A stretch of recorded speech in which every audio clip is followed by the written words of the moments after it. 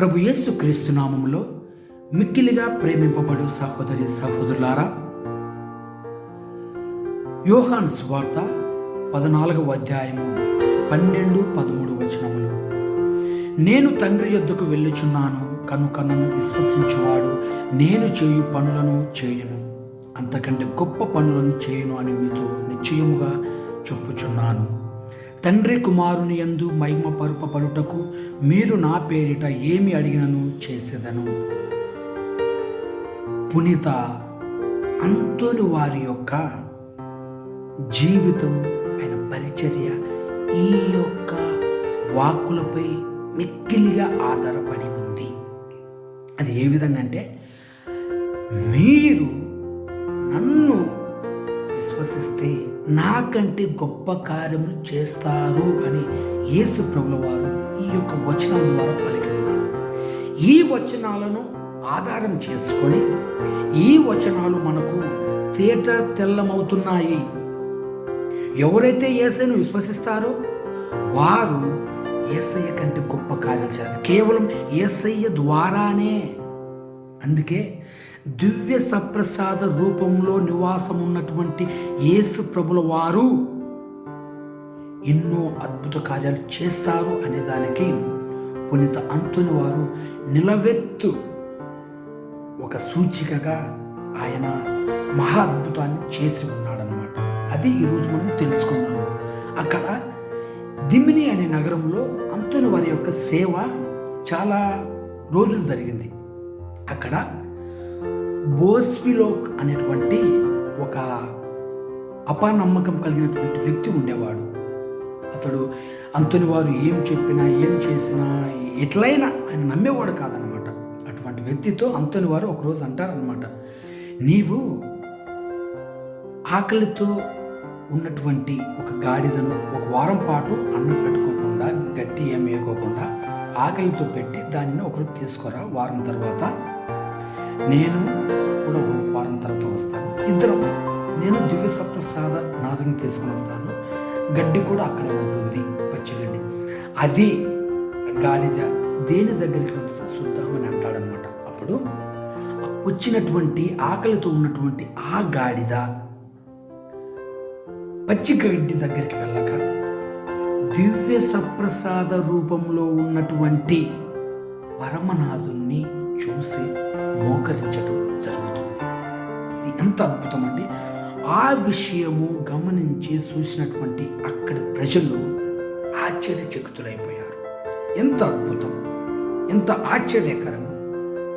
అంతోని వారి జీవితంలో ప్రతిరోజు ప్రతి గడియ ఆయన యేసు నామంలో యేసయ్యతో ఆయన ఎన్నో అద్భుతాలు చేసి ఉన్నారు. ప్రియ సహోదరి సహోదరులారా, అంతోని వారి యొక్క జీవితం అయితేనేమి, అతని యొక్క ప్రార్థన విధానం అయితేనేమి కేవలం యేసయ్యతో లింక్ అయి ఉన్నాయి. ఈరోజు మన జీవితాలు ఎలా ఉన్నాయి ఆలోచించుకోవాలి ప్రియ సహోదరి సహోదరులు. అందుకే గాడిద అనేది విధేయతకు సూచికగా నిలబడుతుంది. దీనిని మనము సంఖ్యాకాండము 22వ అధ్యాయంలో చూసినట్లయితే బాలాము గాడిద అక్కడ యజమానుని యొక్క మాటలు వినక అక్కడ దేవుని మాటలు వినింది, ఇజ్రాయేలు ప్రజలను కాపాడింది అని మనము సంఖ్యాకాండము 22వ అధ్యాయంలో చూస్తున్నాము.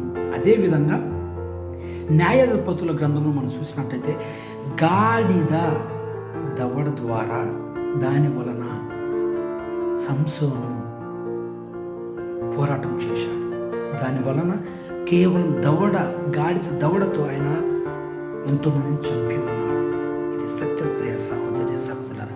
యేసయ్య మనతో ఉంటే మనం ఏమైనా చేయగలమని పునీత అంతోని వారి యొక్క జీవన విధానం ద్వారా మనకు అర్థమవుతుంది. అదేవిధంగా యేసయ్య వారు కూడా యోహాను సువార్త 12:14లో గాడిదపై కూర్చున్నాడు. ఆయన అంటే గాడిద అనేది విధేయతకు సూచిక.